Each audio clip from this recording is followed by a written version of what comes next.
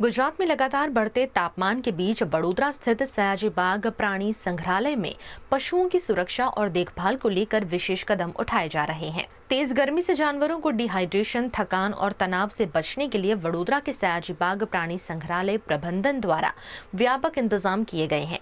इसमें नियमित रूप से पानी का छिड़काव, बाड़ों में फॉगर्स की व्यवस्था, बर्फ के ब्लॉक्स रखना और कृत्रिम छायादार क्षेत्र बनाना शामिल है। इसके साथ ही जानवरों को मौसमी फल और सब्जियां दी जा रही हैं तथा पानी में ओरल रिहाइड्रेशन सॉल्यूशन और मिनरल सप्लीमेंट्स मिलाए जा रहे हैं ताकि उनकी सेहत सुरक्षित रहे। पशु चिकित्सकों की टीम 24 घंटे जानवरों की स्थिति पर निगरानी रख रही है ताकि गर्मी के इस मौसम में किसी भी प्रकार की समस्या से बचा जा सके। नमस्कार, हूँ जणाववा मागीश के अत्यारे जे गुजरातनी अंदर समग्र उष्ण लहर हीट वेव जे पसरी गई है અને અઠવાડિયાની જે હવામાન ખાતા દ્વારા આગાહી આપવામાં આવી છે, આ પરિસ્થિતિને ધ્યાને લઈ અને વડોદરાના શ્રી સયાજીબાગ પ્રાણી સંગ્રહાલયમાં પ્રાણીઓ પક્ષીઓને હીટથી કોઈપણ પ્રકારનો સ્ટ્રેસ ન થાય તેની પૂરતી કાળજી ઝૂ વિભાગ દ્વારા લેવામાં આવી રહી છે।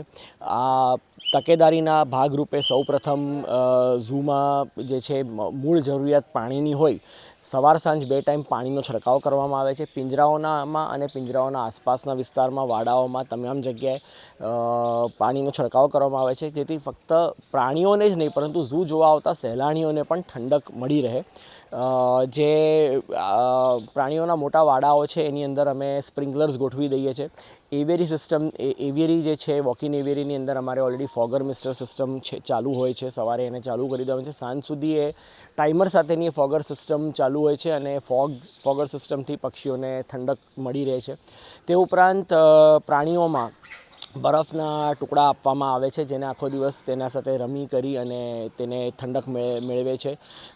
વાંદરાઓમાં અમે બરફની અંદર ફ્રૂટ્સ ફ્રોઝન કરીને પણ આપવાનું અમારું પ્લાન એ ચાલતું હોય છે કે જેને કરીને એને બરફ રમી અને એનામાંથી ફ્રૂટ્સ કાઢી અને એ ઠંડા એ ખોરાક એને મળતો હોય છે।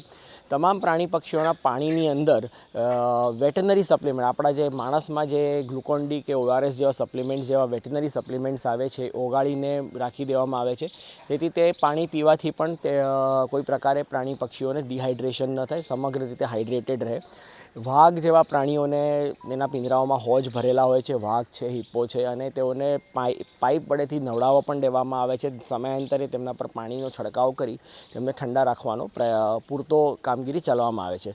તે ઉપરાંત ખોરાકની અંદર ખાસ કરીને વાત કરું તો સિઝનલ ફળફળાદી અને શાકભાજીનો ખાસ ઉપયોગ કરવામાં આવે છે। તેનું પ્રમાણ વધારી દેવામાં આવે છે, જેમ કે કાકડી, તરબૂચ, ચકરટેટી ઇત્યાદિના પ્રમાણમાં વધારો કરી ખોરાકમાં આપી દેવામાં આવે છે, જેથી કરીને પ્રાણી પક્ષીઓને ખોરાક મારફતે પણ હાઇડ્રેશન મળી રહે।